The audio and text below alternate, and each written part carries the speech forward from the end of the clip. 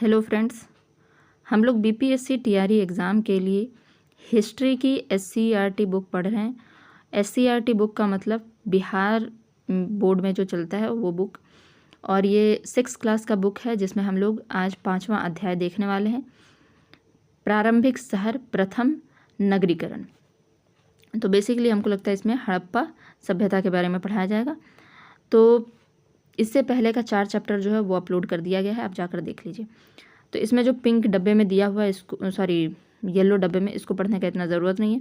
चलिए, धातु युग क्या था इसको देखते हैं। ठीक है, नवपाषाण काल के बाद धातु युग का आरंभ हुआ। ठीक है, नवपाषाण काल खत्म हुआ, उसके बाद धातु युग शुरू हो गया, क्योंकि पाषाण का खत्म, अब धातु युग, जिसमें मानव ने धातु का इस्तेमाल शुरू किया। धातु युग में ही आगे चलकर सिंध में कोटदीजी और अमरी, उत्तरी पंजाब में सरायखेला और जलीलपुर एवं राजस्थान में कालीबंगा जैसे स्थलों का विकास हुआ। इन स्थलों पर कृषि उत्पादन बड़े पैमाने पर होने लगा। रंगे हुए मिट्टी के बर्तन का इस्तेमाल होने लगा। लोग लंबी दूरी का व्यापार करने लगे और पकी ईंट के बने घरों में रहने लगे, जिसके चारों तरफ किलेबंदी भी की गई थी। तो धातु युग उसी को कहते हैं जिसमें लोग धातु का यूज़ करने लगे। तो सिंध में कोटदीजी और अमरी, ठीक है, उत्तरी पंजाब में सरायखेला और जलीलपुर, राजस्थान में कालीबंगा जैसे स्थलों का विकास हुआ। तो ये स्थल कौन कौन सा, इसको याद रखिएगा। तो ये जो येलो डब्बा में दिया हुआ रहता है ना, इसको ज़रूर पढ़ा कीजिए, ये बहुत इंपॉर्टेंट होता है। उसके बाद जो बड़े पैमाने पर कृषि के उत्पादन बढ़ रहे थे, उसके बाद रंगे हुए मिट्टी के बर्तन का इस्तेमाल होने लगा था। लंबी दूरी का व्यापार करने लगे और पकी ईंट के बने घरों में रहने लगे, जिसके चारों तरफ से किलेबंदी भी की गई थी। धातु युग का आरंभ नवपाषाण काल के अंतिम चरण में हुआ। पहला धातु तांबा था, जिसे नदी की तलहटी से प्राप्त किया जाता था।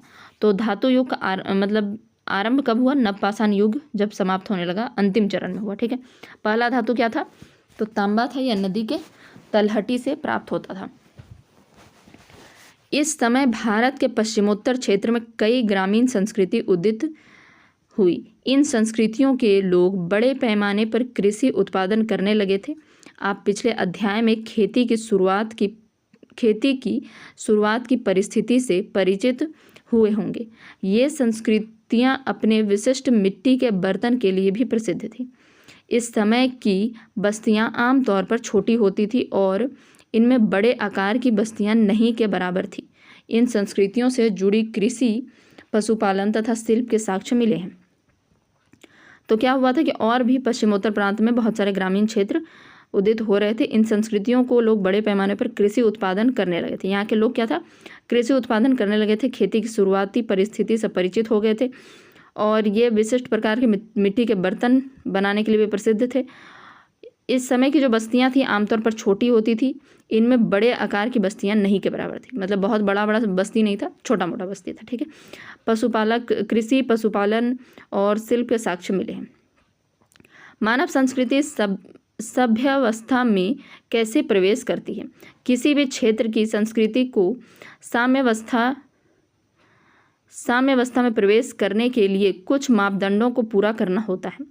जैसे वह क्षेत्र शहर में तब्दील हो गया हो, लेखन कला विकसित हो गई हो, शहरी आबादी के पालन पोषण के लिए ग्रामीण क्षेत्रों से जरूरी चीज़ों की पूर्ति होती हो, लंबी दूरी का व्यापार होता हो, और कारीगर कलाकारी तथा विज्ञान आदि का विकास हो गया हो। हड़प्पा संस्कृति इन सभी मापदंडों को पूरा करती थी। नवपाषाण युग के बाद विश्व में कई हिस्से में मानवीय संस्कृति ने सभ्य व्यवस्था में प्रवेश किया। जैसे भारत में हड़प्पा सभ्यता, इराक में मेसोपोटामिया की सभ्यता, मिस्र की सभ्यता, चीन की सांग सभ्यता। ठीक है, तो ये सब सभ्यता याद रखिएगा, कहाँ पर कौन कौन सा था।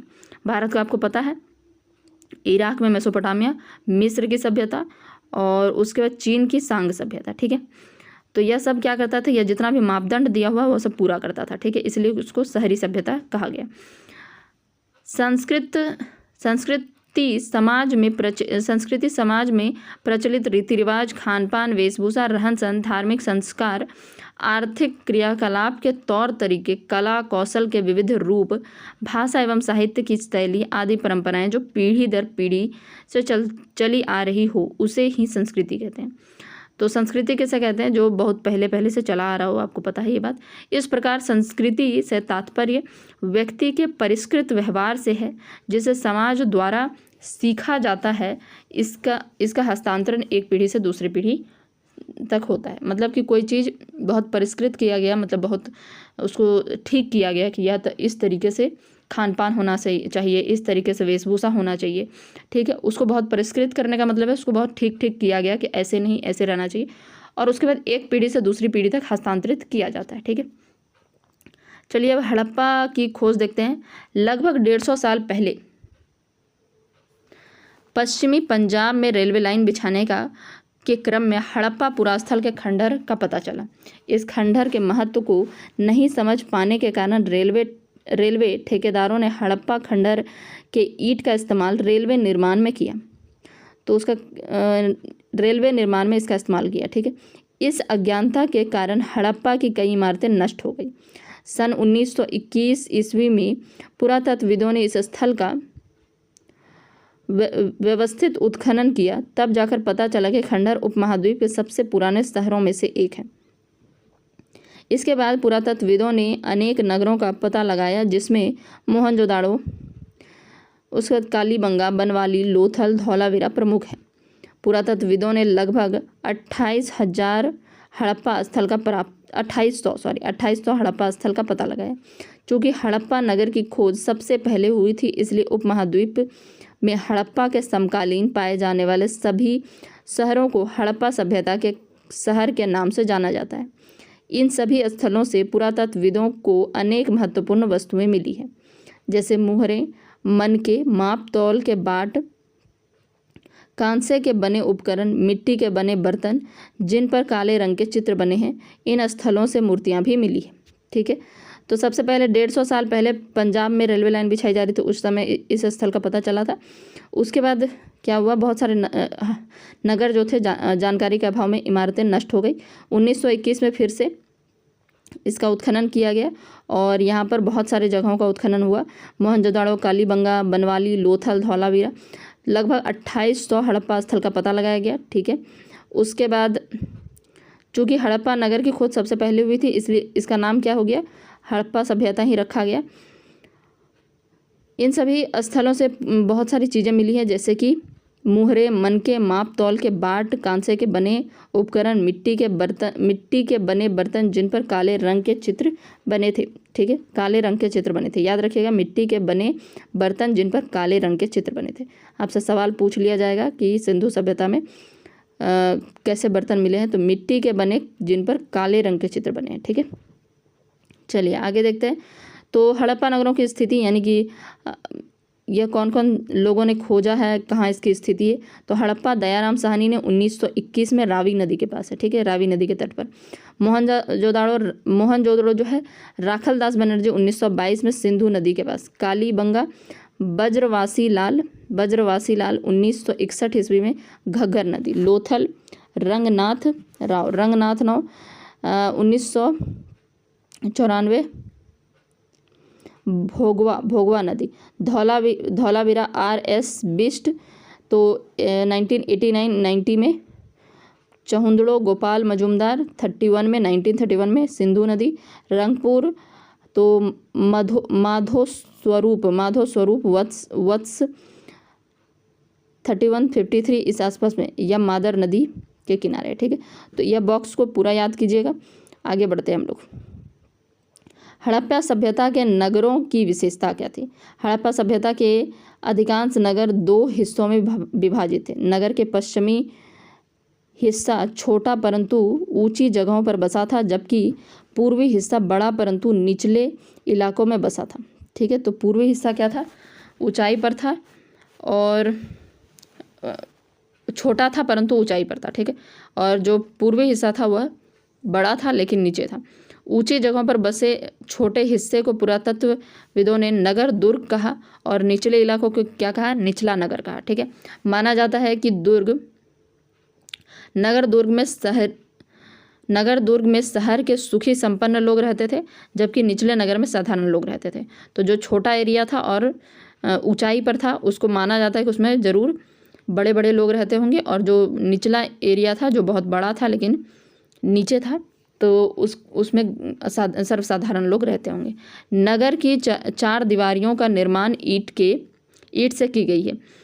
ईंट के निर्माण में दीवार बनाने के लिए ईंट की चिकनाई में उच्च तकनीक का उपयोग किया जाता था, तभी तो हजारों साल बाद भी दीवारें मजबूती से खड़ी रही। ठीक है, तो यानी कि ईंट बनाने में उसका जो ईंट की चिकनाई में एक बहुत उच्च तकनीक का प्रयोग किया जाता होगा। कुछ नगर के दुर्ग वाले हिस्से में बड़े इमारत और आवासीय ढांचे मिले हैं। इन इमारतों के नक्शे एवं निर्माण के तरीके विशिष्ट प्रकार के थे।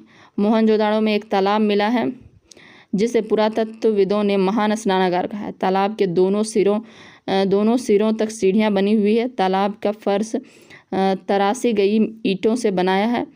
इसमें पानी के रिसाव को रोकने के लिए प्लास्टर के ऊपर चारकोल की परत लगाई गई है।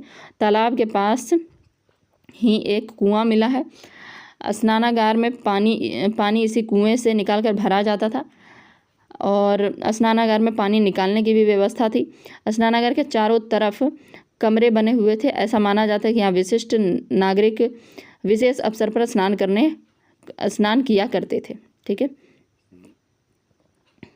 तो ये हड़प्पा का अन्नागार है, मतलब कि जहाँ अन्न का भंडार किया जाता था। आगे देखते हैं। मोहनजोदाड़ो, हड़प्पा, कालीबंगा और लोथल में एक समान विशेषताओं वाली संरचनाएं मिली हैं। इन संरचनाओं को अन्नागार या कोठार के रूप में पहचाना गया। ठीक है, इसको अन्नागार या कोठार के रूप में पहचाना गया। तो कहाँ कहाँ पर मिला है ये याद रखिएगा। मोहनजोदाड़ो, हड़प्पा, कालीबंगा और लोथल, ये चारों जगह याद रखिएगा। ठीक है, इसी तरह कालीबंगा और लोथल जैसे नगर में अग्निकुंड मिले हैं। तो अग्निकुंड कहाँ से मिला है, कालीबंगा और लोथल में। ठीक है, तो स्नानागार, महान स्नानागार मोहनजोदड़ो से। ठीक है, और अन्नागार कहाँ से, मोहनजोदड़ो, हड़प्पा, कालीबंगा, लोथल। कालीबंगा और लोथल से अग्निकुंड मिले हैं। ठीक है, संभवतः इसका इस्तेमाल यज्ञ के लिए किया जाता था। आगे देखते हैं नगरीकरण का अर्थ क्या है। नगरीकरण एक प्रक्रिया है जिसके माध्यम से नगरीय जीवन पद्धति का विकास होता है। नगरीय जीवन पद्धति से तात्पर्य नगर में निवास करने वाले लोगों के वस्त्र, आभूषण, खान पान, बातचीत, संबंध, व्यवहार, पेशा इत्यादि से है।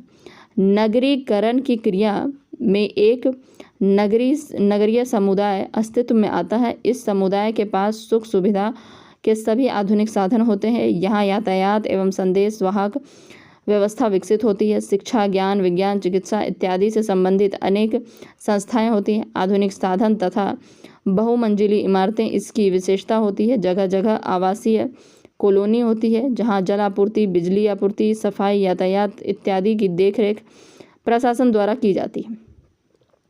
नगरीकरण की प्रक्रिया में गांव अपना स्वरूप खो देता है और वहीं कृषि कार्य नहीं होती है। ठीक है, तो नगर में क्या होता है, कृषि कार्य नहीं होता है। जरूरी खाद्य सामग्रियों की आपूर्ति खेतिहर इलाकों से होने लगती है। भारत में नगरीकरण की प्रक्रिया हड़प्पा संस्कृति के समय से शुरू हुई जो आज भी जारी है। भारत की लगभग 28% जनसंख्या का नगरीकरण हो गया है। तो याद रखिएगा, भारत की लगभग 28% जनसंख्या का नगरीकरण हो गया है। हालांकि इसका सही डेटा नहीं दिया हुआ है क्योंकि यह पुराना बुक है। चलिए, इमारत, सड़कें और नालियाँ। हड़प्पाई नगरों के घर प्रायः 1 या 2 मंजिले और कुछ 3 मंजिले भी होते थे। प्रत्येक घर में एक आंगन होता था और उसके चारों ओर कमरे बने होते थे। मकानों के दरवाजे और खिड़कियां मुख्य सड़कों के बजाय गली में खुलते थे। ठीक है, तो इसमें क्या क्या था, प्रायः 1 मंजिल या 2 मंजिल का घर होता था, कुछ 3 मंजिले भी होते थे। प्रत्येक घर में एक आंगन होता था, उसके चारों तरफ कमरे बने होते थे। ठीक है, आज भी गाँव का वैसे ही बना होता है। इधर इधर कमरा बना हुआ है और बीच में क्या है, आंगन है। उसके बाद मकान के जो दरवाजे थे दरवाज़ा और खिड़की जो थे मुख्य सड़कों के बजाय, मतलब सड़क की तरफ नहीं खुल के गली में खुलते थे। अधिकतर घरों में एक स्नानागार होता था, घरों में कुएं भी पाए जाते थे। एक स्नानागार होता था और कुआं भी पाया जाता था। ठीक है। नगरों में सुव्यवस्थित सड़कें और नालियां बनी हुई थी और इनके साथ साथ जल की निकासी के लिए नालियों का भी उचित प्रबंध किया गया था। नगर योजनाबद्ध तरीके से बसाए गए थे, जिसकी गलियां तथा सड़कें एक दूसरे को लगभग समकोण पर काटती थी। मतलब कि इस तरीके से बनाया गया था। ठीक है, चलिए आगे देखते हैं। इस तकनीक की वजह से शहर कई आयताकार खंडों में विभाजित हो जाता था। ठीक है, आयताकार खंडों में जल निकासी की व्यवस्था बहुत अच्छी थी। घरों से निकलने वाले मल जल पास की गली में बनी हुई मध्यम आकार की निकासी नलियों तक पहुंचते थे। मध्यम आकार वाली नलियां बड़ी सड़कों के साथ साथ बने हुए बड़े नालों में मिलती थी। नाले ईंटों से ढके होते थे। बड़े नालों में जगह जगह पर आयताकार गड्ढे बने होते थे, जिनमें गंदगी इकट्ठी होती थी। गंदगी को एक निश्चित समय पर साफ किया जाता था। इससे पता चलता है कि हड़प्पा सभ्यता के लोग स्वास्थ्य तथा सफाई के प्रति जागरूक थे। ठीक है, तो किस तरह का था? मध्यम आकार, मतलब एक छोटा नली घर से निकलता था, फिर मध्यम आकार का बाहर निकलता था, फिर एक बड़ा सा गड्ढा बना हुआ था, जहाँ पर आयताकार गड्ढा बना होता है जिसमें सारी गंदगी इकट्ठा होती थी, फिर उसको बीच बीच में सफाई किया जाता था। नगरीय जीवन देखते हैं। हड़प्पाई नगरों में पाई गई आवासीय इमारतें, सड़कें, गलियों एवं नालियों की सुनियोजित व्यवस्था इस तथ्य को उजागर करती है कि हड़प्पा के शहरों की योजना में कुशल शासक वर्ग का हाथ रहा होगा। मतलब माना जाता है कि वहाँ कोई शासक जरूर होगा जो इस तरीके से योजनाएं बना रहा होगा। यह भी संभव है कि शासक शहर के लिए ज़रूरी धातुओं, बहुमूल्य पत्थर एवं अन्य उपयोगी चीज़ों को मंगवाने के लिए लोगों को दूर दूर प्रदेश में भेजते होंगे। नगर निर्माण में ईंट का उपयोग से स्पष्ट है कि लोग व्यापक पैमाने पर ईंट बनाने का काम करते होंगे। जाहिर है काम तो होता ही होगा इसका, ईंट बनाने का। इन नगरों में लिपिक भी होते थे जो भोजपत्र या कपड़े पर लेखन कार्य करते थे, जो अब नष्ट हो चुके हैं। ठीक है, तो पूछा जाएगा कि सिंधु सभ्यता में लेखक होते थे, लिपिक होते थे कि नहीं? तो हाँ, होते थे, और भोजपत्र या कपड़ों पर लेखन कार्य करते थे। उनके द्वारा मुहरों, हाथी दांत आदि पर भी लिखे अभिलेख प्राप्त हुए हैं। इसके अलावे नगरों में सोनार, पत्थर काटने वाले, बुनकर, नाव निर्माता जैसे शिल्पकारी स्त्री पुरुष भी रहते थे। ठीक है, तो इस शिल्पकार भी वहाँ होते थे। सोनार, पत्थर काटने वाले, फिर बुनकर, नाव निर्माता, ये सब होते थे। घरों या निर्माण स्थल पर तरह तरह की चीज़ें बनते थे। हड़प्पाई नगरों के निवासी सूती वस्त्रों तथा गर्म कपड़ों का उपयोग करते थे। स्त्री पुरुष हार, बाजूबंद, अंगूठी, चूड़ी, कमरबंद, कान, नाक की बाली तथा पायल जैसे गहने पहनते थे। तो कौन कौन सा गहना है? हार, बाजूबंद, अंगूठी, चूड़ी, कमरबंद, कान की बाली तथा पायल जैसे गहने पहनते थे। इनके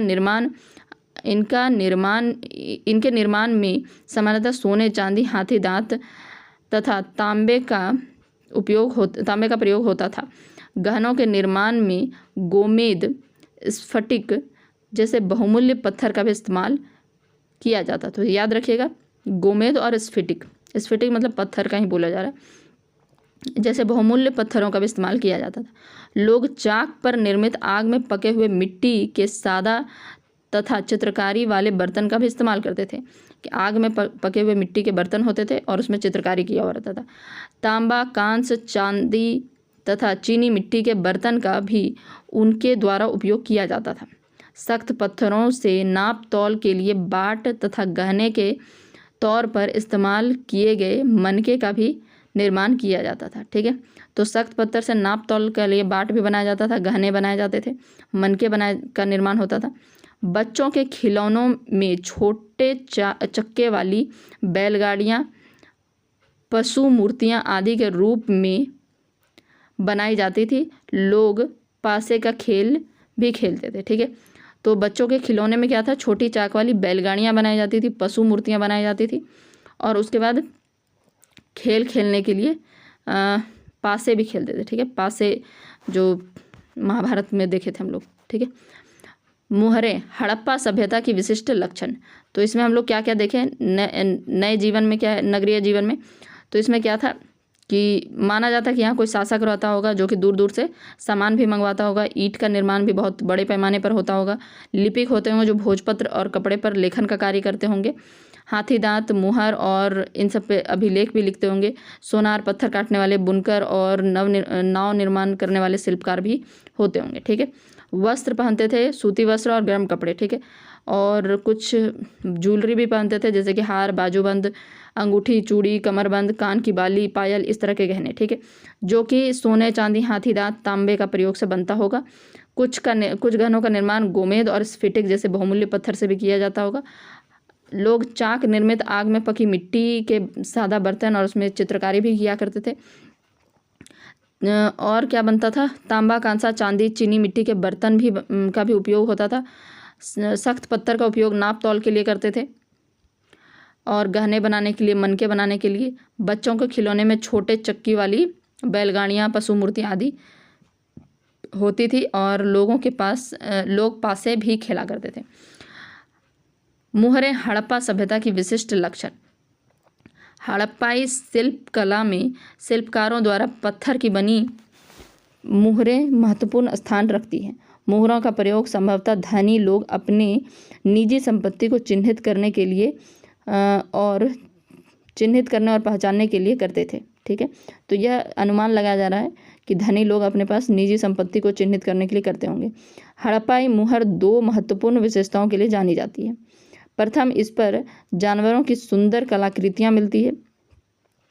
तो उनकी विशेषता क्या थी मुहरों के? सबसे पहले तो उस पर सुंदर जानवर की मतलब कि कलाकृतियाँ थी, और दूसरा इस पर कुछ लिखा होता था। मुहरों पर लिखे अधिकांश लेखों में 2 से 4 शब्द ही पाए गए, ज़्यादा शब्द नहीं था, 2 से 4 शब्द था। इस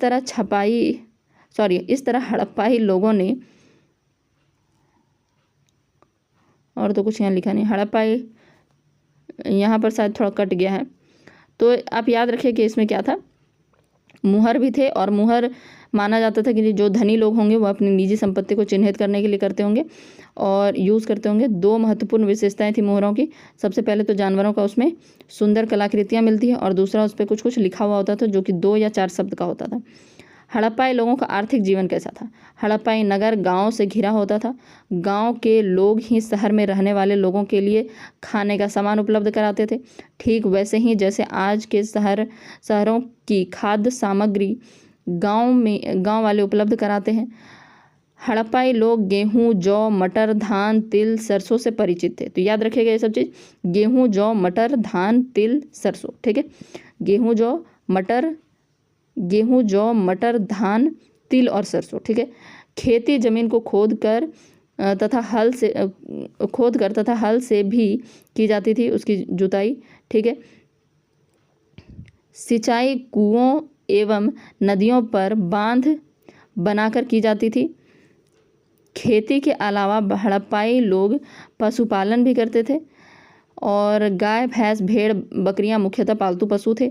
भोजन प्राप्त करने के लिए अन्य साधन के रूप में खाद्य संग्रहण एवं शिकार भी चलता था। ठीक है, तो भोजन प्राप्त करने के लिए क्या करते थे? खाद्य संग्रहण भी करते थे और शिकार भी करते थे।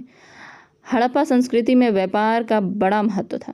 यह व्यापार हड़प्पा सभ्यता के भीतर एवं बाहरी क्षेत्र से भी होता था, लेकिन वस्तुओं के निर्माण के लिए आवश्यक कच्चे माल की उपलब्धता हड़प्पा नगरों में अपर्याप्त थी, मतलब कम चीज़ें थी।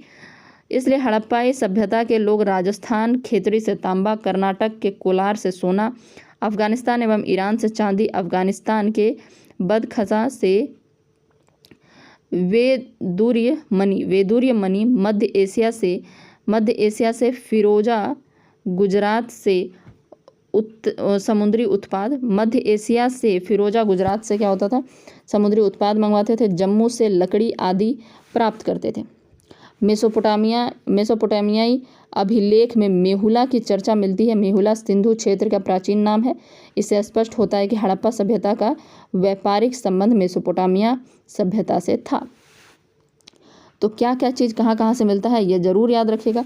कुछ तो हम लोग NCERT में पढ़े थे, तो वहाँ पर भी आपको पता होगा। तो राजस्थान के खेतड़ी से तांबा, कर्नाटक के कोलार से सोना, अफगानिस्तान एवं ईरान से चांदी, ठीक है, अफगानिस्तान के बदखसा से वैदूर्य मणि, मध्य एशिया से फिरोजा गुजरात से मध्य एशिया और फिरोजा गुजरात से समुद्री उत्पाद, जम्मू से लकड़ी, मेसोपोटामिया का अभिलेख जो है वह मेहुला की चर्चा मिलती है उसमें। मेहुला क्षेत्र किसको कहा गया है? सिंधु क्षेत्र का ही प्राचीन नाम मेहुला है, ठीक है। नगरवासियों का धार्मिक जीवन, हड़प्पाई लोग धरती को उर्वरता की देवी समझते थे और उसमें मातृ देवी की पूजा का खूब प्रचलन था। हड़प्पा में पकी हुई मिट्टी की स्त्री मूर्तियां भारी संख्या में मिली है, ठीक है।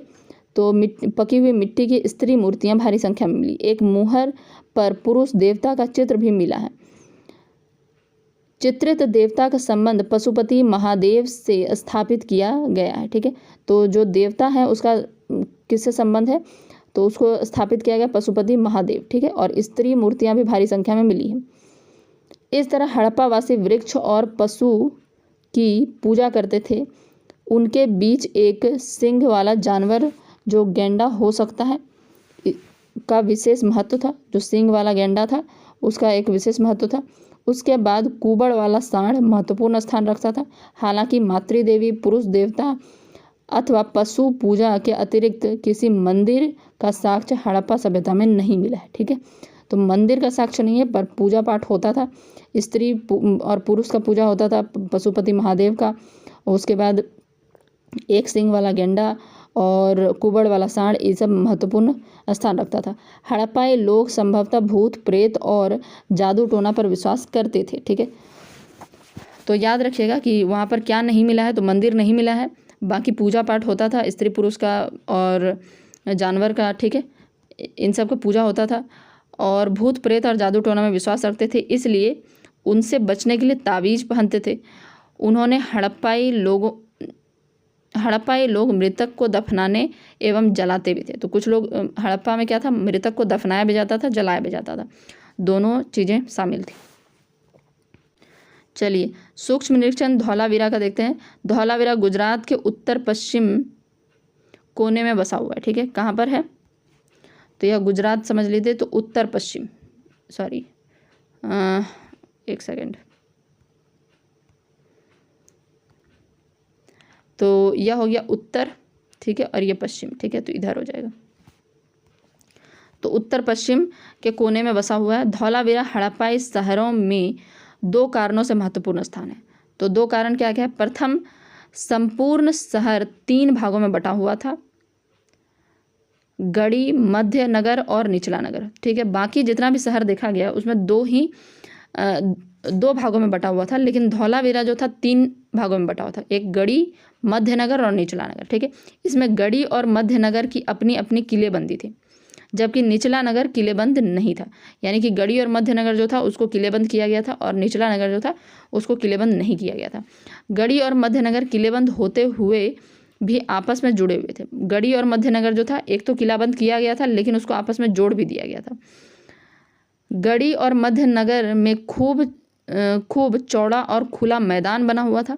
ऐसा लगता था यहाँ खुला मैदान राजकीय, सामाजिक, धार्मिक सभाओं, उत्सव या समारोह के लिए इस्तेमाल किया जाता होगा। दूसरे, यहाँ से एक ऐसे शिलालेख की प्राप्ति हुई जिस पे बड़े अक्षर अंकित किए गए हैं। प्रत्येक अक्षर को दूध जैसे सफ़ेद पत्थर के टुकड़ों को मिलाकर धातु स्फटिक चूर्ण की लई की मदद से बनाया गया। तो 2 कारण से है, एक 3 भागों में बटा हुआ है, गढ़ी, मध्य नगर और निचला नगर। गढ़ी और मध्य नगर में क्या है, किलेबंदी है, लेकिन फिर भी वो आपस में जुड़ा हुआ है। निचला नगर में कोई किलेबंदी नहीं है। गढ़ी और मध्य नगर के बीच में एक खुला चौड़ा मैदान था, ऐसा लगता है वहाँ पर कोई समारोह के लिए रखा गया होगा। दूसरा, यहाँ पर क्या कारण है जिसके कारण इस धौलावीरा के बारे में हम लोग पढ़ रहे हैं, तो यहाँ पर एक शिलालेख की प्राप्ति हुई जिस पर बड़े अक्षर अंकित किए गए हैं, हड़प्पाई अक्षर जो है, और इसमें जो प्रत्येक अक्षर को दूध जैसे सफ़ेद पत्थर के टुकड़े को मिलाकर धातु या स्फटिक चूर्ण के लई की मदद से बनाया गया है, ठीक है। अब चलिए लोथल के बारे में पढ़ते हैं। लोथल खंबात की खाड़ी के निकट अहमदनगर से 80 किलोमीटर की दूरी पर स्थित एक हड़प्पाई नगर था। तो लोथल क्या है, खंबात की खाड़ी के निकट अहमदनगर से 80 किलोमीटर की दूरी पर यह स्थित है हड़प्पाई नगर। शहर की किलेबंदी की गई है। इसमें क्या है, पूरे शहर की किलेबंदी की गई है। किले के भीतर निजी और सार्वजनिक दोनों प्रकार के घर थे। गोदाम, मनके और मतलब निजी घर तो थे ही, लेकिन कुछ सार्वजनिक घर भी थे। ठीक है, निजी घर तो सबका होता है, पर सार्वजनिक घर भी थे। गोदाम, मनके, फारस की खाड़ी के मुहरें यहाँ से पाई गई है। तो वहाँ पर गोदाम पाया गया है, मनके पाए गए हैं वहाँ से, और फारस की खाड़ी की मुहरें पाई गई है। लेकिन लोथल हड़प्पाई सभ्यता में इसलिए महत्वपूर्ण स्थान रखता है कि यहाँ एक बंदरगाह, मतलब बंदरगाह के अवशेष मिले हैं। ठीक है, यहाँ से जलीय मार्ग से व्यापार किया जाता है, क्योंकि यहाँ पर देखिए मुहर मिला है फारस की खाड़ी का, तो कैसे आया होगा। हड़प्पा सभ्यता के अंत का रहस्य। लगभग 1700 ईसा पूर्व हड़प्पा सभ्यता का ह्रास होने लगा। हड़प्पा सभ्यता का अंत क्यों और कैसे हुआ, अभी तक मालूम नहीं। हड़प्पा सभ्यता के विनाश के लिए विद्वानों ने बहुत से कारण बताए, जैसे कि बाढ़ ने शहर को डुबो दिया, भूमि में नमक की मात्रा एवं बंजरता बढ़ गई, बाहरी लोगों ने हड़प्पा वासियों पर हमला कर उन्हें समाप्त कर दिया। इस तरह यह भी कहा गया कि वातावरण में भौतिक रासायनिक परिवर्तन एवं पारिस्थितिकी तंत्र में बदलाव हुआ, जिससे लोग सैंधव सभ्यता के स्थलों से दूर जाने के लिए विवश हो गए। हड़प्पा संस्कृति के बारे में कहा जाता है कि सभ्यता के बड़े बड़े तत्व का ह्रास जरूर हुआ, लेकिन हड़प्पा संस्कृति के बहुत से तत्व निरंतरता आगे विकसित होने वाली ताम्र पाषाणिक संस्कृति में बनी रही। यह संस्कृति राजस्थान में आहार संस्कृति, मध्य प्रदेश में मालवा संस्कृति, महाराष्ट्र में इमाम गांव एवं जारवे संस्कृति के नाम से जानी गई। आज भी हम मातृ देवी की पूजा एवं धार्मिक क्रियाकलाप करते हैं, जिसकी शुरुआत हड़प्पा संस्कृति में हुई। तो भले ही हड़प्पा संस्कृति खत्म हो गया था, लेकिन जो ताम्र पाषाणिक संस्कृति थी वह बनी रही। तो अब देखिए, राजस्थान में जो आहार संस्कृति है, मध्य प्रदेश में मालवा संस्कृति, महाराष्ट्र में इमाम गांव और जारवे संस्कृति, यह सब जो जाना जाता है उसमें इसी तरीके से चीज़ें होती हैं। आज भी हम लोग मातृ देवी का पूजा करते हैं, धार्मिक क्रियाकलाप करते हैं, जिसकी शुरुआत कब हुई थी, हड़प्पा संस्कृति से। तो यह चैप्टर यहाँ पर कंप्लीट होता है। हम लोग एक बार रिवाइज कर लेते हैं क्या क्या पढ़े हैं। तो यहाँ से हम लोग पढ़ना शुरू किए थे कि नवपाषाण काल जब खत्म हुआ तो उसके बाद धातु युग शुरू हुआ, और जिसमें धातु का इस्तेमाल शुरू हो गया था। ठीक है, धातु युग ही आगे चलकर सिंध में कोटदीजी और अमरी, उत्तरी पंजाब में सरायखेला और जलीलपुर, राजस्थान में कालीबंगा जैसे स्थलों का विकास हुआ। ठीक है, ये सब याद रखिएगा। इसमें क्या हुआ, बड़े पैमाने पर कृषि उत्पादन होने लगा, रंगे हुए मिट्टी के बर्तन का इस्तेमाल होने लगा, लोग लंबी दूरी तक व्यापार करने लगे, पक्की ईंटों के घर बनाने लगे। धातु युग का जो आरंभ हुआ नवपाषाण काल के अंतिम चरण में हुआ। पहला धातु तांबा था, जो कि पश्चिमोत्तर जिसे कि नदी के तलहटी से प्राप्त किया जाता। ठीक है, और यह सबसे ज़्यादा पश्चिमोत्तर क्षेत्र की ग्रामीण संस्कृति यहाँ पर उदित हुई, जहाँ पर कि यह सब चीज़ हो रहा था। और इसमें देखें तो इन संस्कृतियों में बड़े पैमाने पर कृषि उत्पादन होने लगा, और खेती की शुरुआती परिस्थिति यहीं से शुरू हुई। आगे इसमें कुछ इम्पोर्टेंट नहीं है। यहाँ पर कृषि, पशुपालन, शिल्प के साक्ष्य मिलते हैं। मानव संस्कृति मतलब कैसे प्रवेश हुआ, ये सब चीज़ दिया हुआ है। चलिए, हड़प्पा की खोज की बात करें तो 150 साल पहले पश्चिमी पंजाब में रेलवे लाइन बिछाई जा रही थी। वहाँ पर सन 1921 में पुरातत्वविदों ने इसका उत्खनन किया, तब जाकर पता चला कि यह एक बहुत बड़ा शहर था। यहाँ पर मोहनजोदड़ो, कालीबंगा, बनवाली, लोथल, धौलावीरा जैसे प्रमुख जगह थे। पुरातत्वविदों ने लगभग 2800 हड़प्पा नगर खोजे थे। उसके बाद यहाँ पर और भी चीज़ें, मनके, मुहर, माप तौल के बाट के बने उपकरण, मिट्टी के बर्तन जिन पर काले रंग के चित्र बने हुए थे, ऐसे स्थल की मूर्तियाँ भी मिली है। ठीक है, चलिए, ये हड़प्पा नगरों में की स्थिति बताई गई। हड़प्पा दयाराम साहनी ने खोजा, 1921 में रावी नदी के तट पर है। मोहनजोदड़ो राखलदास बनर्जी 1922 ईस्वी में सिंधु नदी के तट पर। कालीबंगा ब्रजवासी लाल 1961, घग्गर नदी। लोथल रंगनाथ राव 1954, भोगवा नदी। धौलावीरा RS बिष्ट 1989 से 1990 तक। और चहुंदड़ो गोपाल मजूमदार 1931 रंगपुरा, मधोस्वरूप वत्स 1931-53। ठीक है। हड़प्पा नगरों की विशेषता क्या थी? तो इसका क्या था, एक तरफ पश्चिमी नगर जो था वह ऊंचा था और छोटा था, लेकिन निचला नगर जो था, पूर्वी तरफ जो था वह नीचे था, लेकिन बड़ा था। ठीक है। तो माना जाता है कि ऊंचाई पर जो जगह था उसको क्या कहा गया, तो नगर दुर्ग कहा गया, और दूसरा तरफ जो था पूर्वी तरफ उसको निचला नगर कहा गया। तो माना जाता है कि उधर जो छोटा एरिया था उसमें बड़े बड़े धनी लोग रहते होंगे, बाकी इधर सर्वसाधारण लोग रहते होंगे। ठीक है। तो इन सभी को ईंटों से किलेबंद किया गया था। ईंटों में जो चिकनाई थी वह बहुत ही उच्च तकनीक का प्रयोग किया गया था, तभी इतने सालों तक मजबूती से खड़े थे। मोहनजोदड़ो में देखा गया कि एक महान स्नानागार है जहाँ जिसके दोनों तरफ सीढ़ियाँ बनी हुई है, और नीचे दो पानी के रिसाव के लिए प्लास्टर के बाद ऊपर से चारकोल की परत लगाई गई है। तालाब में के पास ये कुआं है, स्नानागार में इसी कुएं से पानी भरा जाता होगा, फिर यहीं निकालने का भी व्यवस्था था। मोहनजोदड़ो, हड़प्पा, कालीबंगा और लोथल से विशाल स्नानागार मिला है। ठीक है। कालीबंगा और लोथल से अग्निकुंड मिला है। चलिए, इमारतें, सड़कें और नालियाँ। तो इमारतें, सड़कें और नालियाँ देखें तो यहाँ पर इमारत 2 मंजिला या 3 मंजिला होता था। घरों में आंगन होते थे, चारों तरफ कमरे बने हुए थे, और मकान के दरवाजे और खिड़की जो थे वह सड़क की ओर न खुल के सड़क के मतलब पीछे साइड गली में खुलते थे। अधिकतर घर में एक स्नानागार होता था, कुआं भी होता था। नालियों की बात करें, सड़क और नालियों की, तो जो सड़क था, जल निकासी के लिए नालियों का उचित प्रबंध किया गया था। घर से छोटी नालियाँ निकलती थी, फिर वह बड़ी मध्यम नाली में जाकर फिर आयताकार एक खंड होता था, यानी कि जगह होता था जहाँ पर सारी गंदगी वहाँ पर जमा होती थी, फिर बीच बीच में उसको साफ़ किया जाता था। उसके बाद हम देखें तो जो सड़क बना हुआ था एकदम समकोण पर काटता था। ठीक है। नगरीय जीवन के बारे में बात करें तो यहाँ पर माना जाता है कि बहुत इतना कुशल तरीके से अगर बनाया गया था चीज़ों को, तो कोई ना कोई शासक होगा जो बहुत सारी ज़रूरी बहुमूल्य पत्थर भी मंगवाते होंगे। ईंट का प्रयोग हो रहा था, तो ईंट बड़े पैमाने पर बनता होगा। लिपिक भी होते होंगे जो भोजपत्र और कपड़े पर लिखने का कार्य करते होंगे, जो अब नष्ट हो चुका है। मुहरों, हाथी दांत आदि पर लेख लिखने का मतलब कि अभिलेख प्राप्त हुआ है।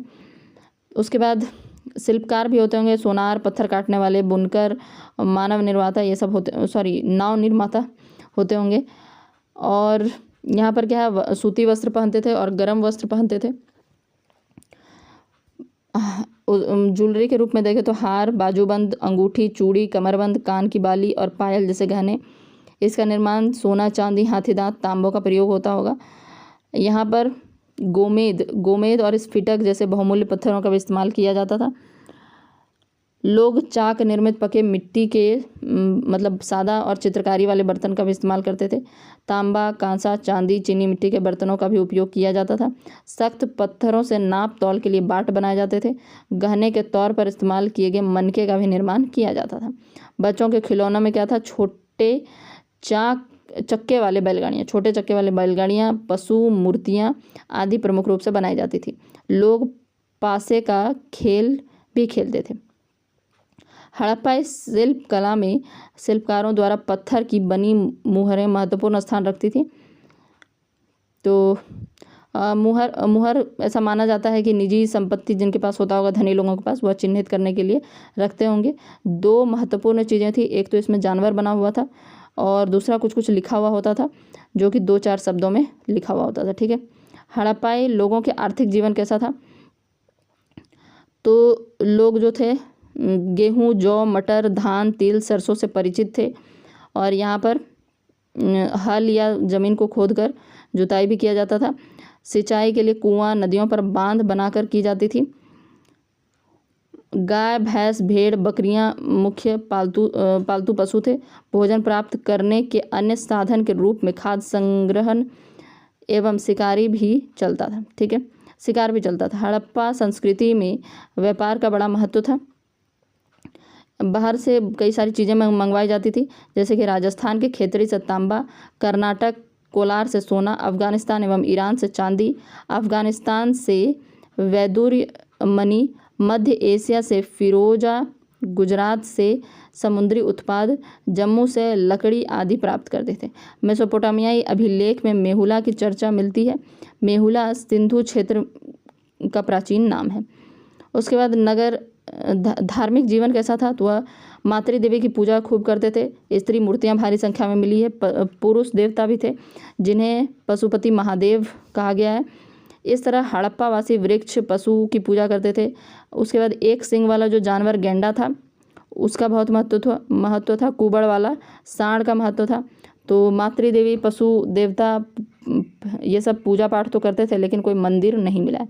भूत प्रेत जादू टोना पर विश्वास रखते थे, इसलिए ताबीज पहनते थे।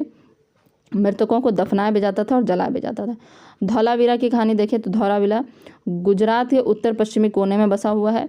यह 2 कारणों से महत्वपूर्ण स्थान रखता है। पहला तो इसलिए कि इसका शहर जो था 3 भागों में बटा हुआ था, एक गढ़ी, मध्यनगर और निचला नगर। ठीक है, गढ़ी और मध्यनगर में किलेबंदी की गई थी, निचला नगर में किलेबंदी नहीं था।